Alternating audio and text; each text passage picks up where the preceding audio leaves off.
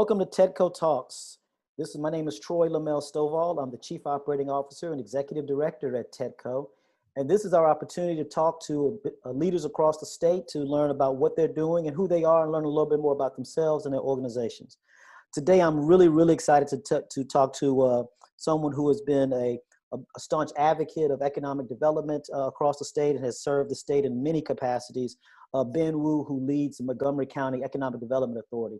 Ben, thanks for being on the show today. Oh, Troy, hey, thank you for the invitation. It's a pleasure to be here with you. And congratulations on your appointment. Thank you. I think this is you're entering your third month now as the head of TEDCO. And we're just so excited because we've had a chance to chat a little bit and to talk about our shared interests and our mutual support that we can offer each other. And we're just so excited about your leadership, the direction that you want to take this organization towards, and how this can so much help our state and Montgomery County remain as technologically preeminent as we want to be and can be. Well, I appreciate that, Ben. I really do. And I'm looking forward to, like I said, we have some common friends, and our common friends say hello. And actually, on that point, have you not had a chance to go down to RFK? His wife has done this great memorial to all the folks who died from COVID down at the RFK parking lot. It's an amazing memorial that they set up down there. So if you had a chance, go check it out. Go check it out. Well, look, man, let's kind of jump into this. Tell me, you have been, as I did in my intro, have been a servant. You're truly a servant leader to the state of Maryland. Why don't you let folks know a little bit about Ben and kind of how Ben got to Montgomery County?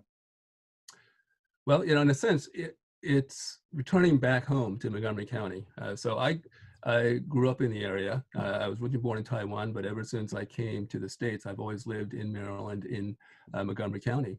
And so I went to public school here in Montgomery County. And then I went to law school and came back home and worked for Montgomery County's member of Congress, Connie Morella. And Connie, I was with Connie working for her for 13 years. And I also was counsel for her on the committee in which she chaired the technology subcommittee of the House. And that was during the time in which we had a number of technological innovations that have helped change quality of life as we know it, and also have led to a number of breakthroughs from cybersecurity to medical technologies such as genetic testing, human cloning, and being engaged in those national competitiveness issues and technology development issues on the national stage during the advent of the internet was really quite exciting. So I then left Connie's position in Congress, and I was nominated to be the Assistant Secretary for Commerce by President Bush, and also the Deputy Undersecretary for Technology over at Commerce. And as a consequence, I had a chance to oversee NIST, the National Institute of Standards and Technology, which is our nation's oldest federal laboratory and the only federal laboratory with the express mission of working with industry. And then subsequently, I worked for the state for Governor Ehrlich, and then also most recently, I was the Deputy Secretary of Commerce for Governor Hogan, and then came back home to Montgomery County and took on this position at the beginning of the year. And during my tenure, though, previously, I had a chance to work to help develop TEDCO from its very inception back in 1998 because of my oversight on the technology issues for the country. I was asked by the legislators to take a look at this legislation that they were going to create to try to stand up the Maryland Technology Development Corporation, TEDCO. And so I've had a chance to work with, I think, each of your predecessors, from Phil Singerman, the very first TEDCO executive director, who I should add that we just brought over to the Montgomery County Economic Development Corporation as a senior advisor after Phil just retired from his federal service his many years.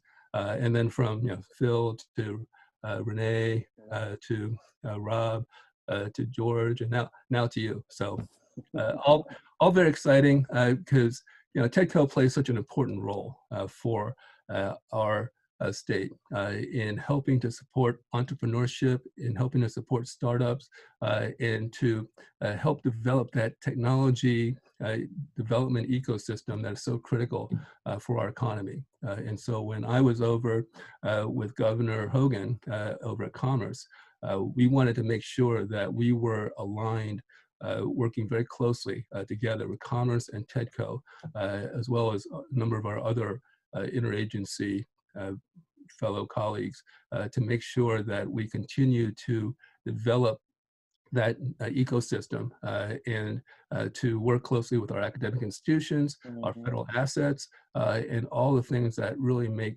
Maryland such a leader in technology. And so the good news is that you're walking into an environment that we hope will continue to be robust, but we're very excited and see where you're going to take TEDCO into the future. Well, thank you for that, but more so, thank you for your service, and a lot of different places we could go with your service and what you've done and your connection to TEDCO and connection to the state. But let me start with this. Let some of our listeners learn a little bit more about EDA and what it's about. Clearly, Montgomery County is a significant part of the state's economy. I believe it's like 25% of the state's economy is represented by Montgomery. It's clearly the largest county in the state of Maryland. So obviously it's economic, it's an important economic engine for the state. But tell me a little bit about what your role is and what EDA does to sustain that. Well, Montgomery County, as you mentioned, Troy, we are 25% of the state's GDP. And I've told the governor that, as we look to an economic recovery, the state cannot recover unless Montgomery County leads the way. One of every $4 flows through Montgomery County. Also, we have a number of the assets that can allow us to most expeditiously move forward in economic recovery to try to get to the other side of this pandemic crisis.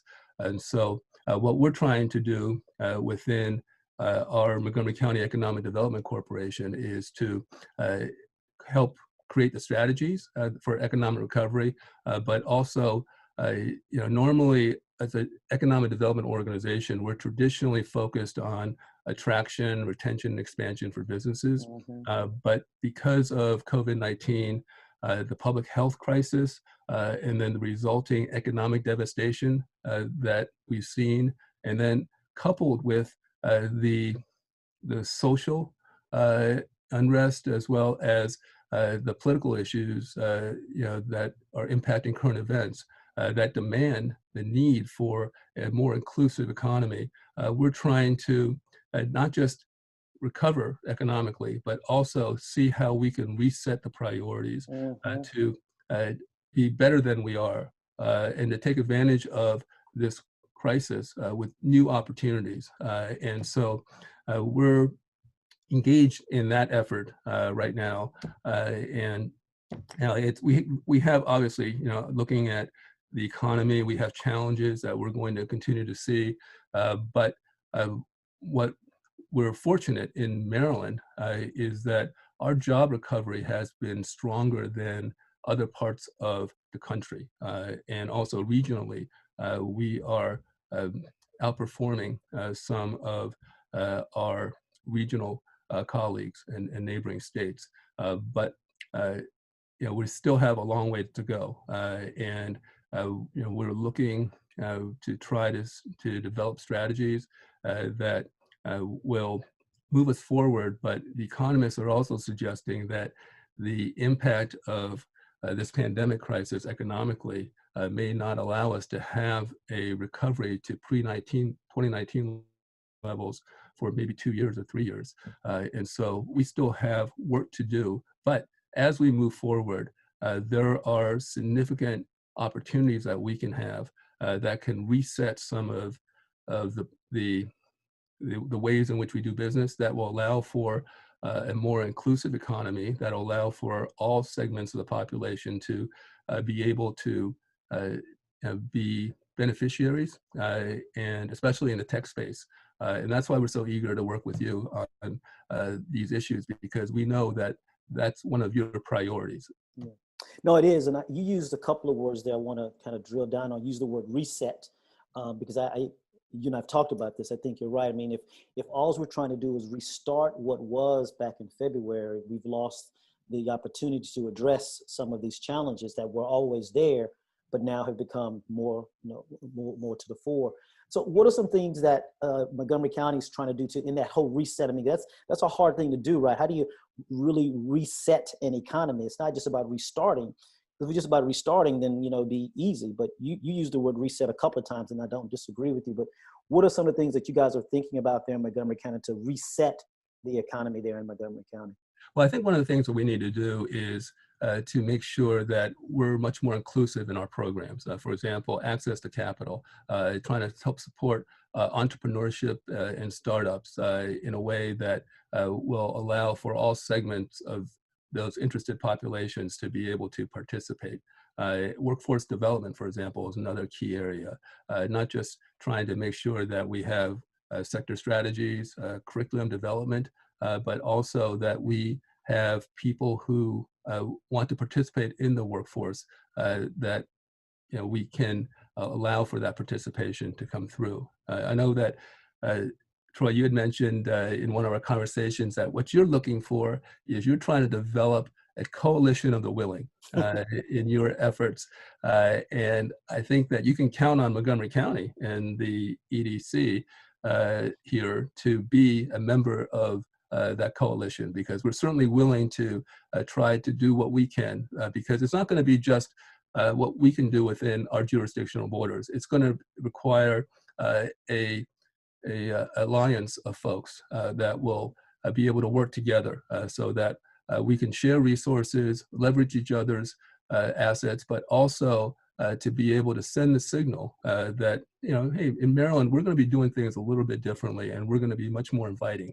And I think that will also not just help us economically, but what we're trying to do is continue to brand Maryland and trying to make sure that people understand that we're not just inviting, but this is the place where you need to be. And in Montgomery County, diversity is one of the hallmarks of our county.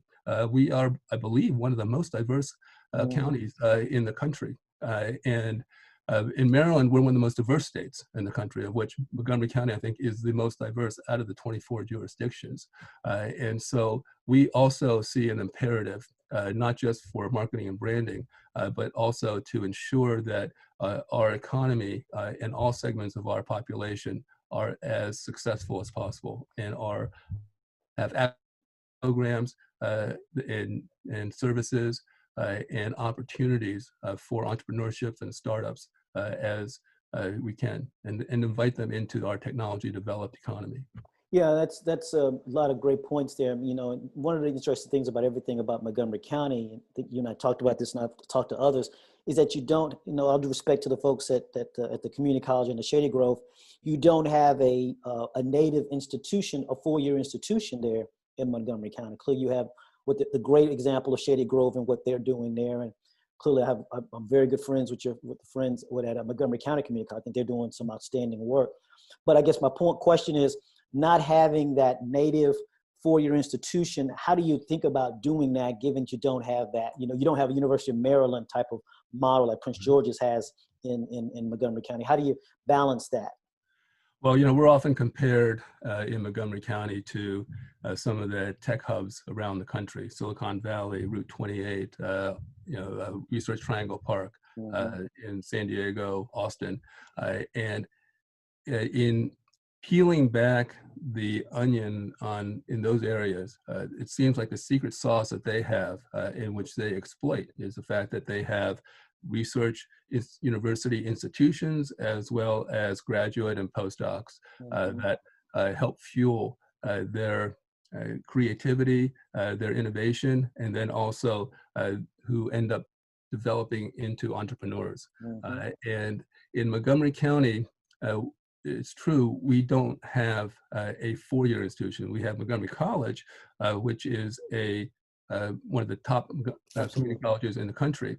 We have the universities at Shady Grove, which is a collection of universities, a system of Maryland institutions which reside there, but USG doesn't have degree granting or research capabilities as of yet, although we are talking with the Board of Regents and also Chancellor Perman of the system to see whether or not that might be something in the cards for the future.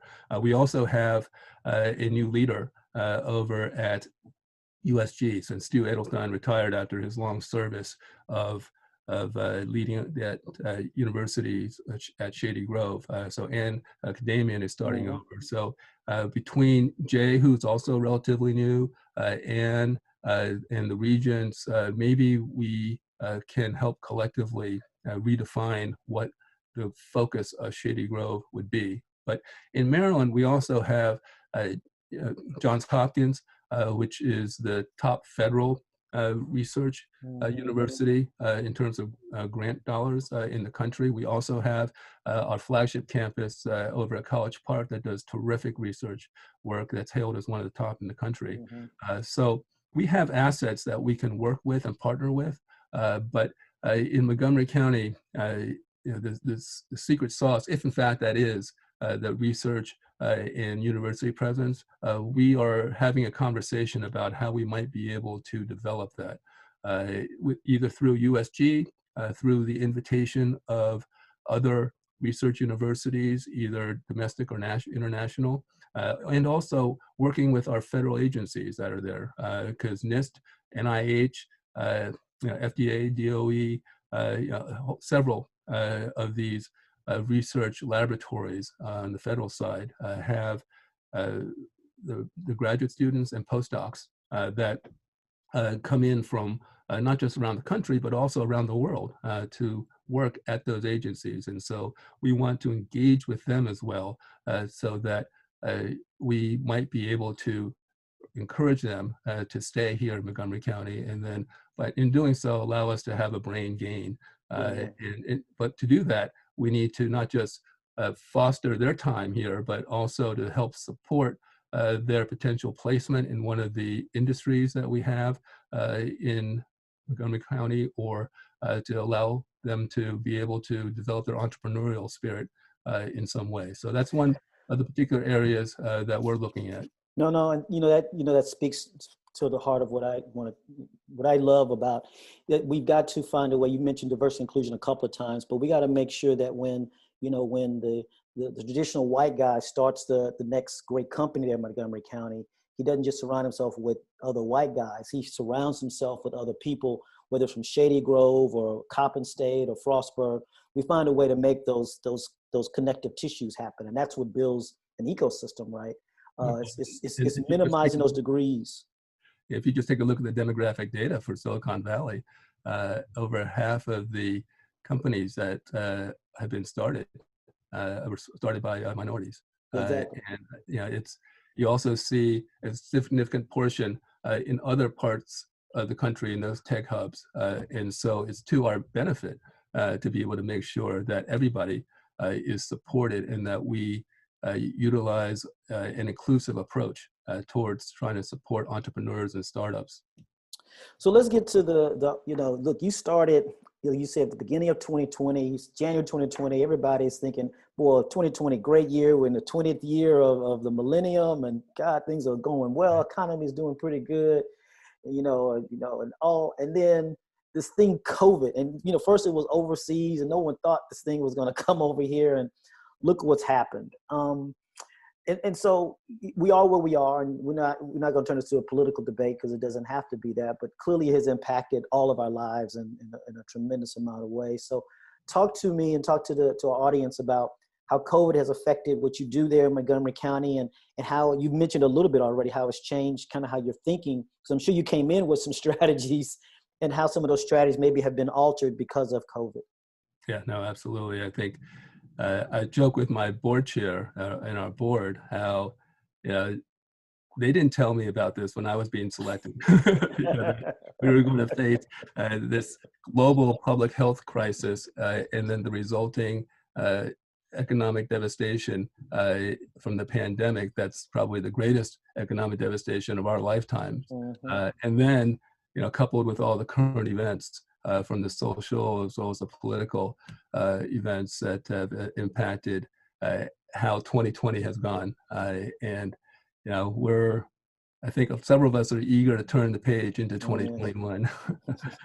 But and a lot of the initiatives that I had planned to put in place, we're still trying to execute, but our priority has also shifted from the traditional economic development mission of attraction, retention, and expansion to have to focus on the economic or in the COVID response, economic recovery, and then also ways in which we can really just get to the other side of this crisis.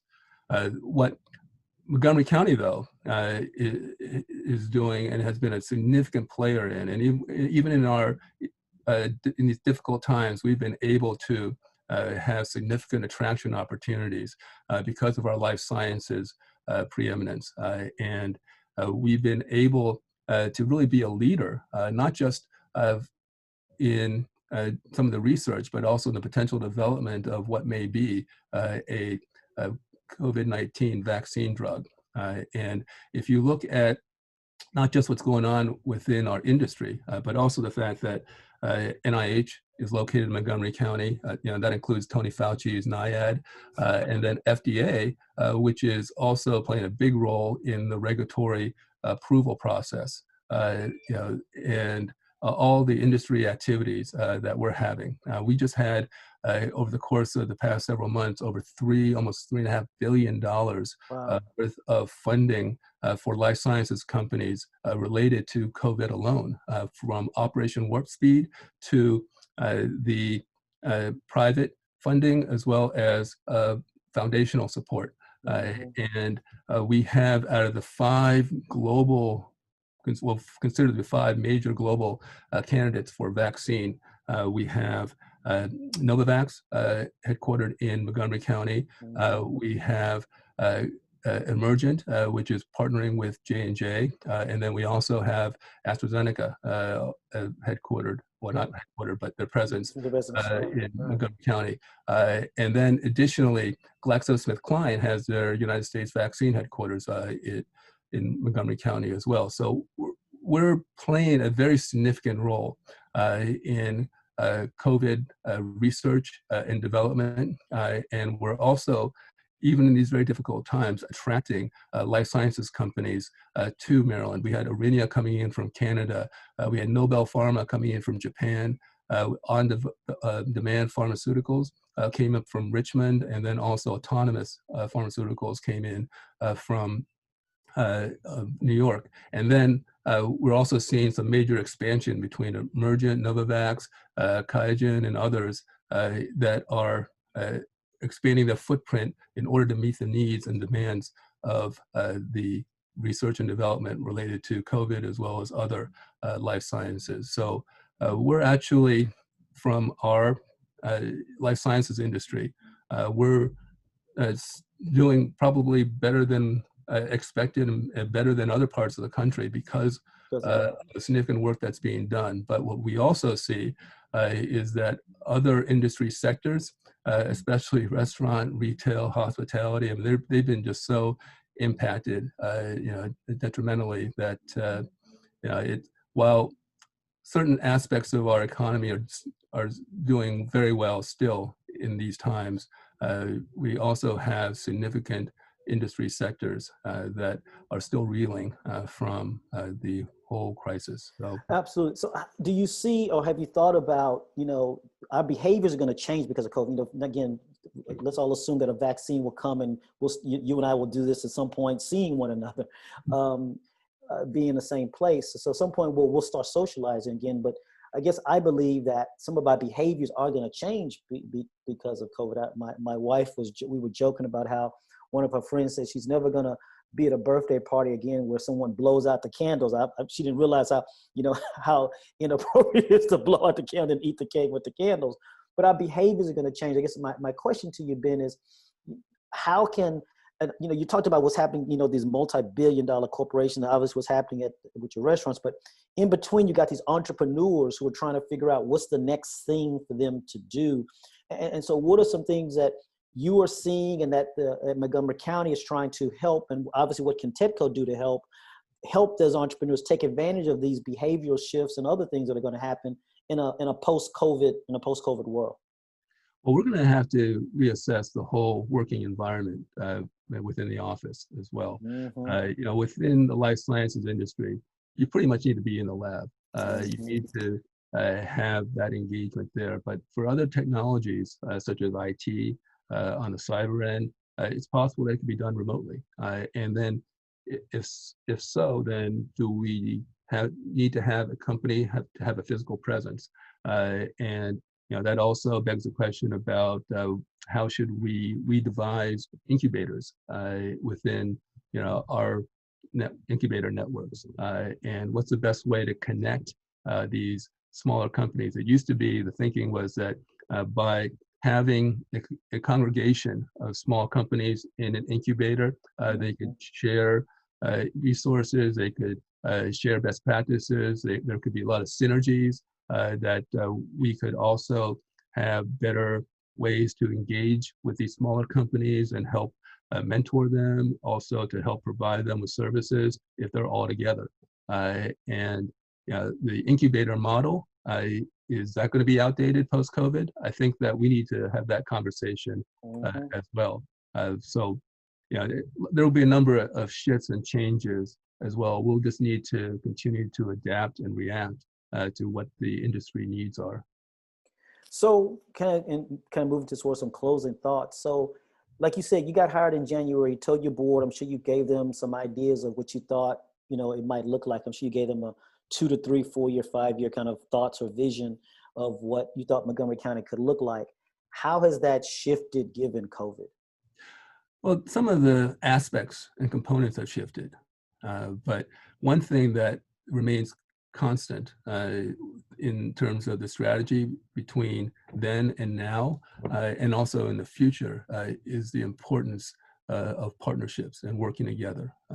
Because at the end of the day, we're one jurisdiction. We may be out of the 24 jurisdictions in the state, we may be the most populous and with all of our resources, but at the end of the day, we're still one jurisdiction. Mm-hmm. In order for us to work effectively and have the most impact, we need to develop partnerships and collaborations throughout the state with TEDCO, but also within our region. And so we're doing that with a regional alliance that we have within our Maryland National Capital Regional Economic Development Alliance, and the 6 counties that are in Maryland that are in the greater Washington area, but then also working regionally with our Virginia colleagues across the river, as well as in DC. And so we're engaged in some regional efforts there through Connected DMV to try to stand up potentially a pandemic preparedness center, and then also a quantum innovation center.